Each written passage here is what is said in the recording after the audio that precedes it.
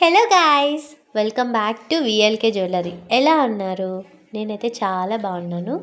ఈరోజు నేను చూపిస్తున్న వీడియో ఏంటంటే నా కోసం నేను చేసుకున్న 2 సైడ్ బ్యాంగిల్స్ మేకింగ్ వీడియో. మీకు ఇలాంటి మేకింగ్ వీడియోస్ కావాలంటే మన ఛానల్లో ఉన్నాయి, ఒకసారి చెక్ చేయండి.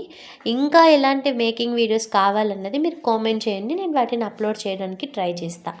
చూడండి, ఫస్ట్ ఆఫ్ ఆల్ నేను ఏంటంటే 4 కట్ బ్యాంగిల్స్ ఉన్నాయి కదండి, 4 కట్ బ్యాంగిల్స్ వాటికి silk thread, red colour silk thread తీసుకునేసి నేను ర్యాప్ చేసుకుంటున్నా. చూడండి, నేను ఎలా తీసుకుంటున్నా, ఎలా ర్యాప్ చేస్తున్నా, ఎలా లాగుతున్నా అనేది మీరు జాగ్రత్తగా అబ్జర్వ్ చేసినట్టయితే థ్రెడ్ ర్యాపింగ్ అనేది ఫినిషింగ్ చాలా బాగా వస్తుంది.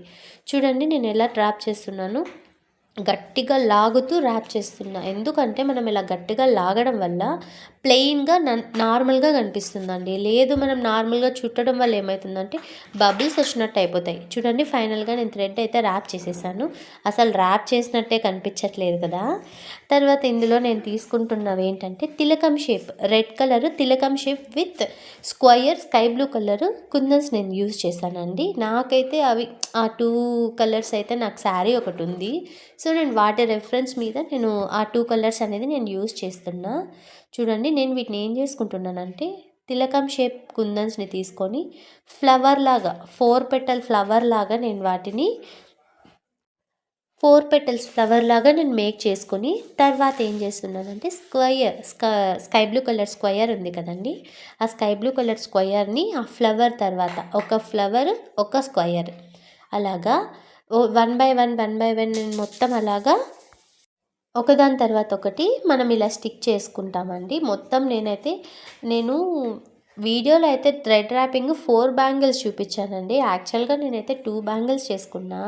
నాకు 2 హ్యాండ్స్కి వేసుకోవాలంటే నాకు పెద్దగా ఇష్టం లేదండి. సో నేను ఒక హ్యాండ్కి వాచ్ వేసుకుంటే ఇంకొక హ్యాండ్కి మాత్రమే నేను బ్యాంగిల్స్ యూజ్ చేస్తాను. సో చూడండి, ఇక్కడ నేను అలాగే చెప్పాను కదండి ఇందాక, ఒక ఫ్లవరు ఒక స్క్వేర్ షేప్ కుందను అలా 1 అది 1 ఇది అలా నేను మొత్తం స్టిక్ చేసుకుంటున్నా. అనుకుంటామండి, చాలా కష్టం. అందులో ఈ తిలకం షేప్ కుందన్స్ అయితే అస్సలు సెట్ అవ్వలేదండి.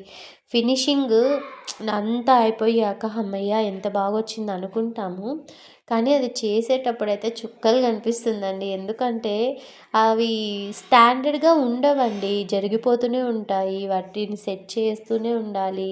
స్క్వయర్ షేప్ అయితే కరెక్ట్గా ఫిట్ అవుతాయండి, కానీ రిమైనింగ్ ఏమన్నా అయితేనా మనకు అంత ఫిట్ అయినట్టుగా అనిపించవు. వాటిని అడ్జస్ట్ చేస్తూనే ఉండాలి. చూడండి, ఒకసారి బాగా గమనించండి.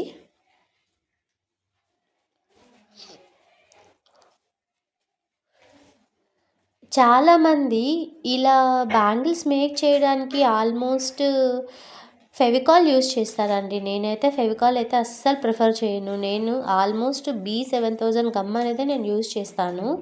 ఎందుకంటే ఇప్పుడు ఫెవికాల్ యూజ్ చేసామంటే ఫ్యాబ్రిక్ గ్లూ అంటారు కదండి, అది అదే ఫ్యాబ్రిక్ గ్లూ, అది యూజ్ చేయడం వల్ల ఏమవుతుందంటే వాటర్లో, ఫర్ ఎగ్జాంపుల్ ఏదైనా వాటర్లో మన హ్యాండ్ తడిచినా లేదా మనం ఏదైనా వర్క్ చేసి వాటర్ పడ్డా ఆ కుందన్స్ అనేవి ఏమవుతాయంటే రాలిపోతాయండి. సో అప్పుడు మనం జాగ్రత్తగా ఉండాలి.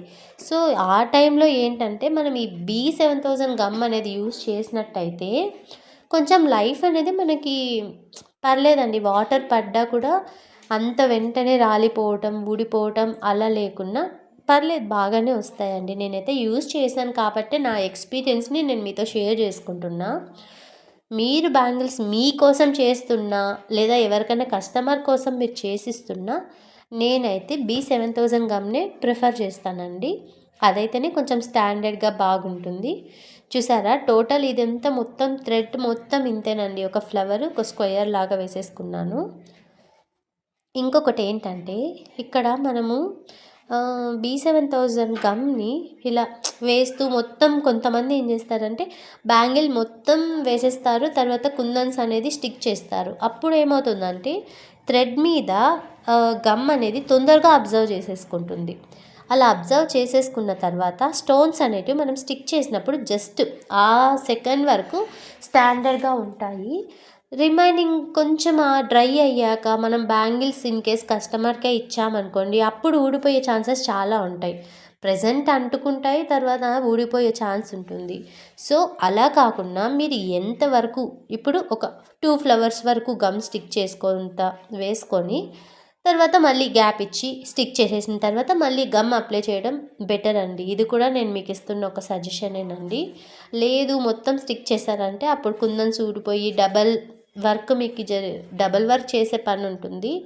సో బ్యాంగిల్స్ చేసేటప్పుడు ఇదొకటి మీరు గమనించుకోండి. మనం ఏది చేసినా కూడా పర్ఫెక్ట్గా చేస్తున్నామా, మనం ఇచ్చిన తర్వాత కూడా ఐటెం అనేది స్టాండర్డ్గా ఉంటుందా అని ఆలోచించారంటే ఖచ్చితంగా మీకు కస్టమర్స్ వెతుక్కుంటూ వస్తారండి. మనం ఏదో మన దగ్గర ఉన్నామా, మన దగ్గర ఉన్నప్పటి నుంచి అది బాగుందా, అవతల వాళ్ళకి ఇచ్చామా, అదేమైనా మనకు సంబంధం లేదు అనే మెంటాలిటీ పెట్టుకున్నట్టయితే ప్లీజ్ అండి ఈ బిజినెస్ అయితే స్టార్ట్ చేయకండి. ఎందుకంటే చాలా కాంపిటీషన్స్ అనేది వచ్చాయి. కాంపిటీషన్స్ అన్ని ఉన్నా కూడా మీకు ఆర్డర్స్ వస్తున్నాయంటే వాళ్ళు మిమ్మల్ని ట్రస్ట్ చేశారు అని అర్థం. సో అలాంటి ట్రస్ట్ని మీరు బ్రేక్ చేయడం కన్నా కొంచెం ఎఫర్ట్స్తో పాటు మనం యూస్ చేసే ఇది కూడా కొంచెం మారితే బాగుంటుందన్నది నా ఒపీనియన్.